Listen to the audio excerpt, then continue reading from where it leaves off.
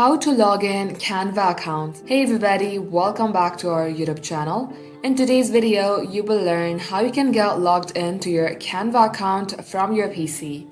So without any further delay, let us jump right into the process. Open up any of your web application and at the top search bar, type in Canva login. As you do so, you will see Canva's official site. Click onto it and you will land onto this page. In order to get logged into your account, click on Login on your top right, but in case you don't have an account, you have to click on Sign Up and create yourself a Canva account. Now you'll see this portal.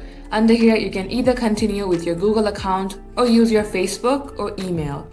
Now, if you have your Google account connected to this device, click on to continue with Google and sign into your Google account from here.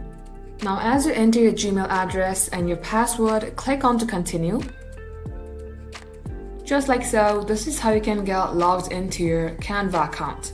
If you click onto your initial on your top right, it will show you your Gmail address, and this is how you can do it. So that wraps up today's tutorial.